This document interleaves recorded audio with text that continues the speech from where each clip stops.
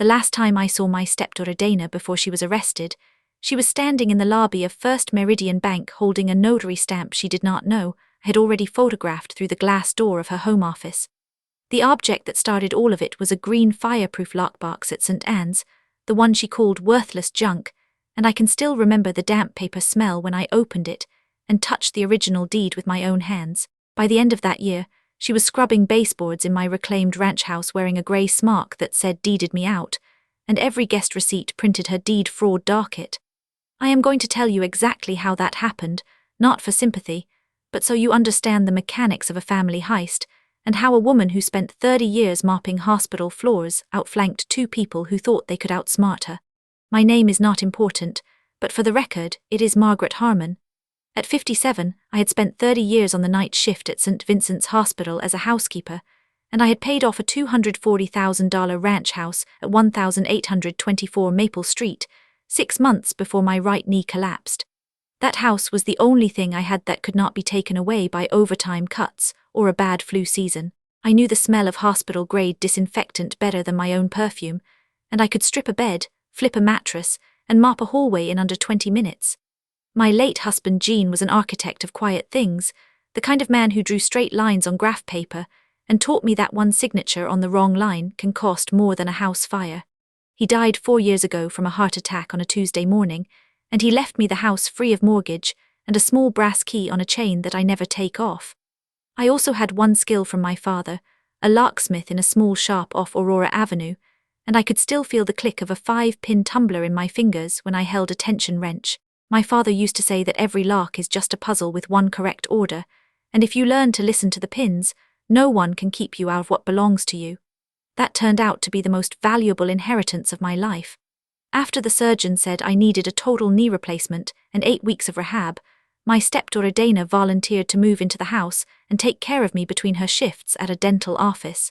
She was Gene's daughter from his first marriage, the kind of woman who sent Christmas cards with professional photos of herself and her husband Kevin on a rented sailboat, but who never once visited Gene in the hospital the week he died. I said yes because she was family, and because I did not want to ask the church ladies to dose out my medication, especially Betty, who ran the church office and had enough on her plate. I told myself it was the right thing, the forgiving thing, the thing Gene would have wanted me to do for his daughter even after all those years of distance. I was wrong, but I did not know that yet. The surgery took 4 hours. A week later, a staph infection set in, and I was transferred to Lakeview Rehab for what turned into 2 months. Dana and her husband Kevin had moved in the day before my operation, and by the time I was coherent enough to notice, they had begun clearing out Gene's study.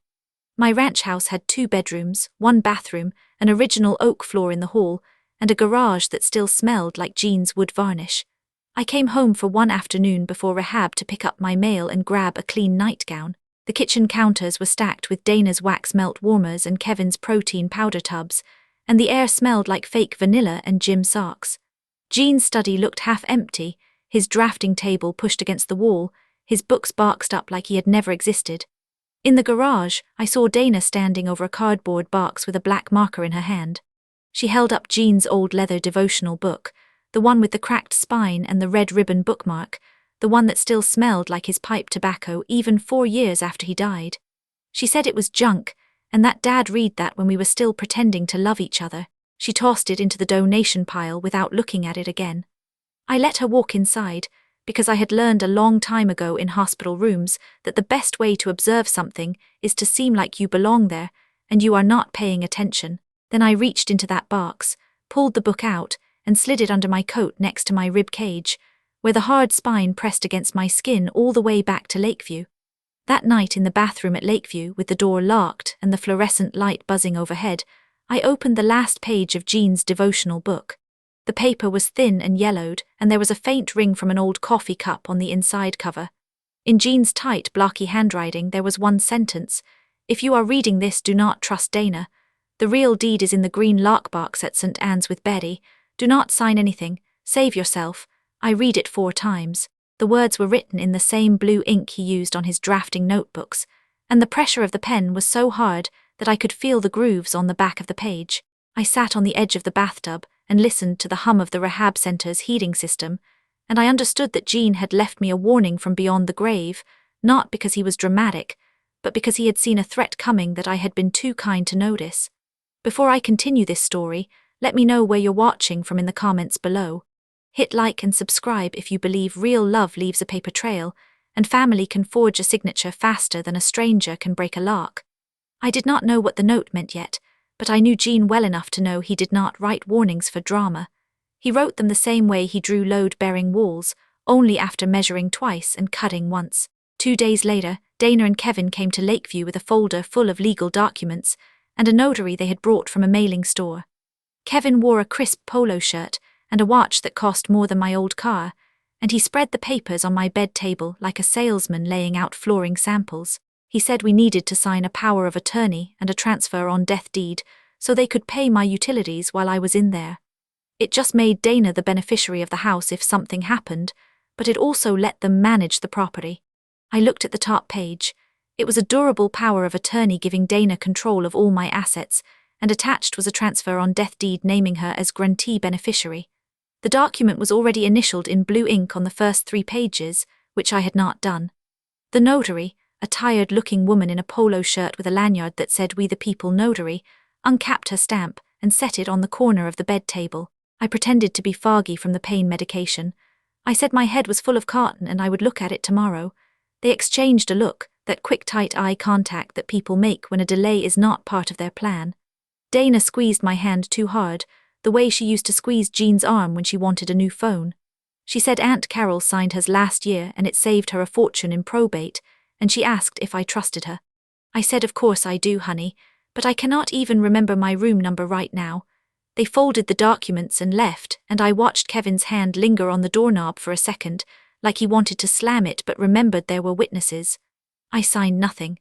The next morning, when my physical therapist asked me to bend my knee to 40 degrees, I did it while staring at the ceiling tiles, wondering why Jean had hidden a green lockbox at a church and not in our own house. After they left, I asked the nurse to bring me my phone, and I called the church office to confirm that Betty still had the lockbox. She said yes, and she sounded relieved, like she had been waiting for that call for 4 years. When I was discharged from Lakeview a few weeks later, Dana and Kevin insisted I stay at their house instead of my own. They said my house was being deep cleaned, and it would be easier for them to watch my knee. I agreed because I needed to see what they were hiding. That decision probably saved my life. The day I left, I hid Jean's devotional book inside my suitcase under a folded robe, and I memorized the address of St. Anne's from the church bulletin Betty had left in my rehab room. I also kept the chain with the brass key around my neck, under my blouse, where no one would think to look. Their house was a 4-bedroom colonial on Sycamore Court with a 3-car garage and a kitchen island the size of my old dining room. The mortgage payment was $8,400 a month, and I knew Dana made $19 an hour at the dental office. Kevin claimed to run a small pressure washing business, but his truck was always in the driveway, and the tires had not been wet in months. The first red flag came on a Tuesday morning. I was sitting on the living room sofa with a magazine open on my lap, pretending to read, and Kevin was pacing back and forth with his phone pressed to his ear. He said he told her not to record it until the title cleared, and now the underwriter wanted a notary confirmation. Dana said to get the stamp out of the safe and do it again. Her voice was low and sharp, the kind of voice a person uses when they think the only audience is the one on the phone. I filed that word away. Notary stamp. Safe. A safe means a combination, and a combination means I would need to watch her hands very carefully. That same evening, I saw a stack of credit card bills on the kitchen counter. One was from a jewelry store for $2,300, and another was from a boat dealer for a down payment on a pontoon. Kevin said they were business expenses, but I noticed the billing address was their home and the due date was in red ink because it was already past due. I said nothing and kept my face blank, but I added that to the file in my head. A few days later, I was in the hallway and I saw Dana at the kitchen table with a yellow legal pad and a photocopy of my driver's license. She was writing my name over and over, slowly, comparing each loop and angle to the copy. She did not hear me because I walked on the balls of my feet, the way I had learned to move through hospital rooms without waking sleeping patients. The pencil in her hand made small scratching sounds, and every few seconds she would hold the paper up next to the photocopy and tilt her head. I watched her write the M in Margaret with the wrong leftward lean, then correct it again. That was when I understood exactly what she was planning, and my blood went cold under my skin, but I did not move.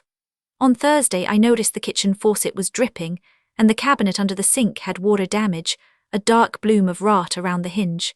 Dana was on the phone with a credit card company, her voice rising and falling like a ride on a broken elevator.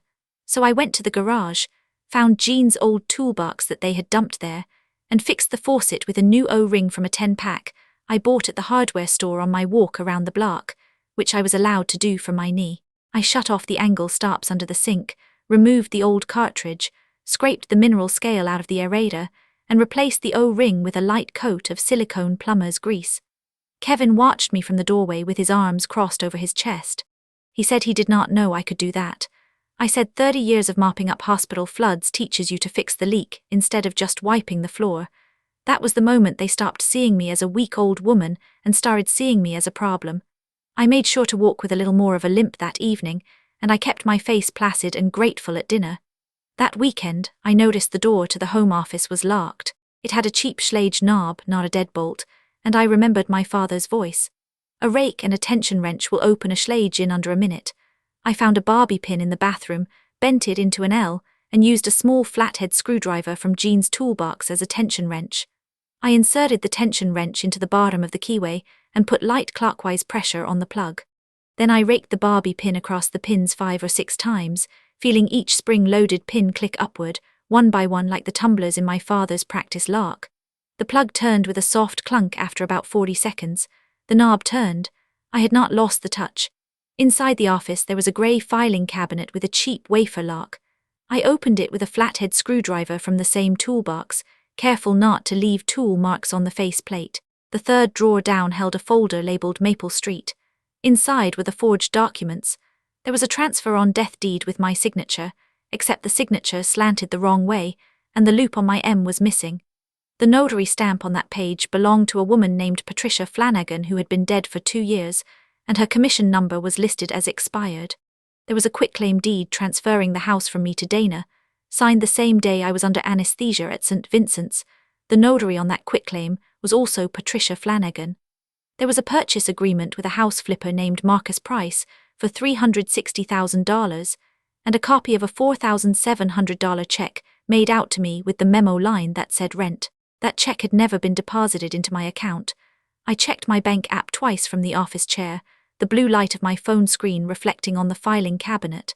There was also a hard money loan in my name for $85,000, secured by the house, and the loan had already been sold to a debt collector named Velocity Asset Recovery.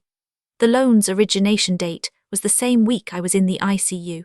I photographed every page with my phone, making sure the lighting was bright enough to show the notary stamps and the grainy texture of the paper where my signature had been traced or forged. I put the pages back in the exact order, wiped the cabinet and the doorknob with a bleach wipe so my prints would not be there, and locked the office behind me. My hands were steady. A housekeeper knows how to clean up after herself, and that includes cleaning up evidence that she was ever in a room. That night, I went to the county recorder's website on my phone and searched the property address. A deed transfer had been recorded 2 weeks earlier, and the grantee was Dana Harmon. The document number was already listed in the public index. My hands shook for a good 5 minutes, but I did not make a sound. I lay in the guest bed and listened to the house settle around me, and I repeated Jean's words in my head. The real deed is in the green lockbox at St. Anne's with Betty. I needed to get to it before they did. The next piece was the safe. It was in the master bedroom closet, a first-generation Sentry safe with a 4-wheel combination and a tubular key override. I had watched Dana open it twice from the reflection in the closet mirror while she thought I was sleeping in the guest room. I saw her spin the dial left to 1, right to 9, left to 7, right to 0. The combination was 1970, the year Jean had first been married, not to me but to Dana's mother. That fact did not surprise me. Dana never did original work. I waited until she left for a spin class on a Tuesday at 9:15 in the morning, then went into the master bedroom, closed the door and opened the closet. The safe was on the floor under a stack of folded sweaters. I spun the dial slowly, feeling each gate catch under my thumb, left to 1, right to 9, left to 7, right to 0. The handle turned with a heavy clunk. Inside were a stack of blank deed forms, a portable scanner, a roll of blue notary paper strips, and a self-inking Traudette notary stamp with Patricia Flanagan's name and commission number on the impression. The stamp still had blue ink residue on the rubber die, slightly smeared at the edge from being pressed too hard. I photographed it from 3 angles, including one macro shot that showed the serial number engraved in the plastic handle. Then I put everything back in the exact order, closed the safe, and spun the dial 3 times to make sure it was exactly where I found it. I checked the carpet for footprints and wiped the handle with the sleeve of my sweater. The house was silent except for the hum of the refrigerator, and I walked back to the guest room with my heart beating slow and steady. I called Betty from the church next, from the backyard near the fence where the neighbors could not see me through the lilacs. Betty had been Jean's prayer partner for 12 years, and she ran the church office. She told me the green lockbox had been in her care since Jean's funeral, with instructions that only I could open it.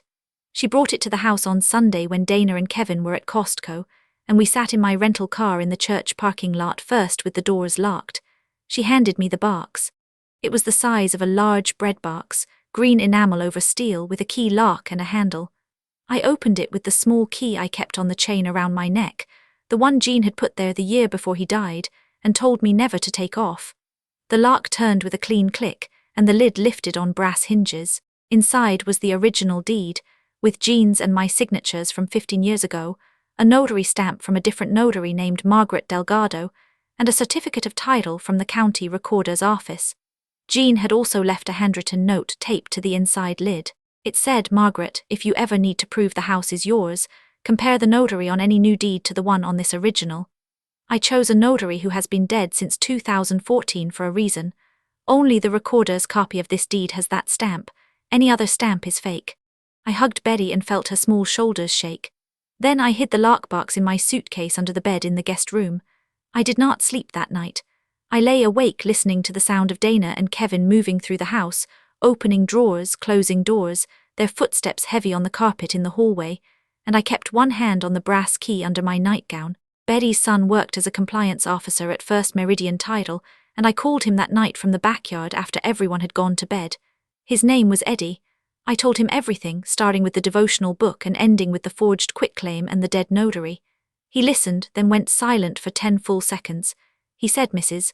Harmon, a transfer on death deed only works if the owner is dead. You are not dead. The only way they could have sold the house while you are alive is if they filed a fraudulent death certificate, or if they used a forged power of attorney to sign a quitclaim. I need you to get me the notary stamp from the safe." I said I already had the photograph. Eddie said the title company had already flagged the filing because their automated system caught the notary ID mismatch. The notary on the quitclaim deed was Patricia Flanagan, same dead notary. The county recorder had a fraud investigator, a woman named Angela, and Eddie brought her into the call that week. Angela asked me to send her the photographs through a secure portal with a 2-factor authentication code. She said we need one more thing: the original listing agreement with the flipper and any text messages where Dana or Kevin admit they knew you were alive and in rehab. I told her I would get them. Angela reminded me not to confront them, not to sign anything, and not to let them know I had the lockbox. I said I had spent 30 years cleaning rooms without being seen. I could handle it. Angela also told me that the title insurance company had a fraud reward program, and if my evidence led to avoided sale, I might receive a legitimate payout for my trouble. I filed that away too, but I was not doing any of this for money. I was doing it because Jean had told me to save myself, and because Dana had stepped over every boundary I had ever set. I set up a fake medical scare on a Monday morning. It was not hard. I had spent enough time in hospital beds to know what a cardiac event looked like from the outside. I waited until Kevin was on the phone with the flipper and Dana was pacing with a folder. I had planted the folder myself, a copy of the durable power of attorney with one blank signature line, left on the coffee table like I had been considering it. I walked into the living room, clutched my chest and collapsed onto the carpet. I let my breathing go shallow and kept my eyes half open. I made a low sound in my throat like a woman who could not get air. The carpet fibers pressed into my cheek, and I could smell the wax melters and her perfume as she came closer. Dana looked down at me. For 1 second I thought she was reaching for her phone. Instead, she stepped over my body, her heel passing 6 inches from my face, and I could see a small scuff on the leather sole, and I remember thinking that scuff came from walking over me before. She bent down, not toward me, but toward the folder that had fallen from my hand. Inside were the papers she wanted me to sign. She said to Kevin, "Get the notary," before she remembers she did not sign them. She did not call 911. She did not check my pulse. She did not put a pillow under my head or loosen my collar. She stepped over a dying woman to grab a pen. I stopped feeling anything for her in that second. It was like a light switch clicked in my chest and the whole room went cold and clean, and the only thing left was the file I needed to finish. After they left the room, I waited 2 full minutes, then stood up, brushed off my slacks, and sent Angela a text with a code word. The curtain is up. 3 days later, Dana and Kevin marched me to a branch of First Meridian Bank on North Central Avenue. They told me we were going to sign a final paper to release the house sale proceeds from escrow. Dana drove, Kevin sat in the passenger seat, and I sat in the back, my phone in my cardigan pocket with the ringer off and the screen dimmed. I had already sent Angela the address and the time that morning. They had a notary in a back office, and the flipper, Marcus Price, was waiting in the lobby with a leather portfolio and a bored expression. The notary was a young woman with a legal pad and a county seal on her notary commission certificate on the wall. The office smelled like new carpet and printer toner. Kevin held my elbow like I was a prisoner, his thumb pressing into the soft skin above my elbow, and he leaned down and said, "Just sign and we can all go home." Dana put a paper in front of me and said, "Just sign the affidavit. It says you received the $4,700 as rent and you agree the house transfer was a gift." I read the first line. It said, "I, Margaret Harmon, hereby acknowledge receipt of $4,700 as full rent and agree that the transfer of 1824 Maple Street to Dana Harmon was a gift, not a sale, and that I have no further claim to the property or its proceeds." I looked at the notary, a polite young woman with a neat bun and a stamp pad open on the desk. Then I looked up at Dana and Kevin. I said, "No, I do not sign forgeries." Kevin's face went red, the kind of red that starts at the collar and climbs to the hairline. He said I would sign it or lose everything. I turned to the notary. I said, "May I show you something?" I took out my phone and pulled up the photograph of the original deed from the church lockbox. Then I pulled up the photograph of the forged transfer on death deed with the dead notary stamp. I said, "This woman has been dead since 2014. Check the notary ID." Her commission expired 6 years before this document was stamped. The notary's face drained, and her fingers stopped over her keyboard. At that exact moment, Angela from the county recorder's office walked in with 2 uniformed officers. She said, "Dana Harmon and Kevin Harmon, you are under arrest for real estate fraud, forgery, elder abuse, and grand theft." Dana tried to run, but the officer caught her by the sleeve of her blouse and pulled her back into the chair, and I remember thinking that she had finally stayed in one place long enough to face what she had done. Kevin just stood there with his mouth open, still holding my elbow until the officer told him to let go. I turned to Angela and handed her a printed copy of the text messages from Dana's phone. I had copied them from her iPad during one of her spin classes, using a USB cable and a backup folder that had not been wiped. One text to Kevin said she believes she is foggy from meds. "We will have the deed filed before she can get out of rehab." Another said the house flipper asked if she is dead. I said she is dead enough. A third said, "We can sell the lockbox at the church if she ever finds out, just say it was junk." Angela put the papers in an evidence bag and thanked me. I watched Dana's face as she realized I had been inside her office, inside her safe, inside her phone. She did not look sorry. She looked confused, like she could not understand how a woman who cleaned bedpans for a living had outflanked her. The officer asked me if I needed medical attention. I said no. I had not felt that good in years. The district attorney charged Dana with 6 counts of felony forgery, 2 counts of grand theft, 1 count of elder abuse, and 1 count of conspiracy. Kevin pleaded guilty to 1 count of real estate fraud and testified against Dana. He admitted that Dana had downloaded a template for a transfer on death deed from a legal website, had practiced my signature on a notepad I later found in the garage trash, and had paid a former employee of the mailing store $200 in cash to lend them the notary stamp of Patricia Flanagan, who had retired and died without returning her stamp to the state. The state's notary division had a record of the original stamp being reported lost, but the stamp in Dana's safe had the same serial number as the one Patricia Flanagan had been issued in 2009. That was enough for the forgery charges. Dana was sentenced to 7 years in state prison and ordered to pay $420,000 in restitution, which included the sale proceeds, the hard money loan, and my attorney fees. The judge voided the sale to Marcus Price. His title insurance paid him the $360,000, and the insurance company then sued Dana for every cent. The forged transfer on death deed and quitclaim deed were declared null and void. I filed a quiet title action and recorded a notice of lis pendens, which froze any further transfer while the case was pending. The house was restored to me free and clear, and the first thing I did was change every lock with the help of my father's old tools. I installed new deadbolts, new doorknobs, new garage door codes, and a security camera over the front porch. I rekeyed every lock myself, using a pinning kit my father had given me when I was 20, and I still had the touch. The title insurance company also sent me a $10,000 fraud tip reward, which I used for the new locks, the cameras, and the first 6 months of liability insurance on the rental. The restitution order gave me the right to collect from Dana's wages and assets. I used a portion of the recovered funds to renovate the house into a short-term rental. I repaired the water damage in the kitchen, refinished the original oak floors, and turned Jean's study into a bright little office with a desk facing the window. I named it Threshold of Deceit Vacation Rentals because the threshold was where she had stepped over me on the floor. The county judge added a condition to Dana's work release. She would complete her community service hours scrubbing baseboards and cleaning the rental property under my supervision. The uniform I provided was a grey smock with "Deeded Me Out" printed on the back in reflective letters. Every guest receipt prints a docket that says this property was reclaimed from deed fraud.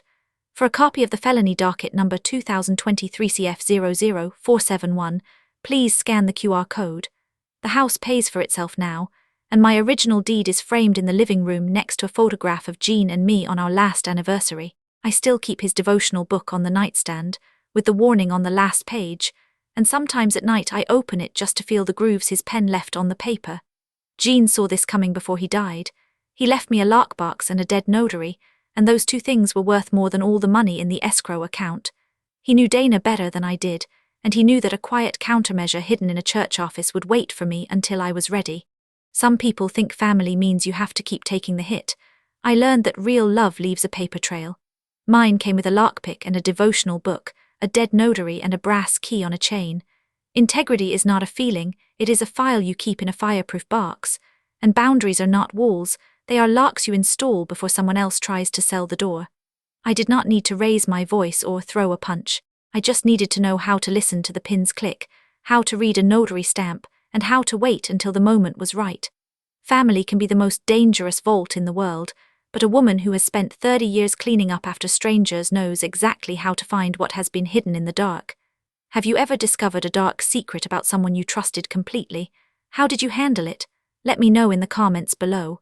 If you believe that paper trails beat family guilt trips every time, hit like and subscribe.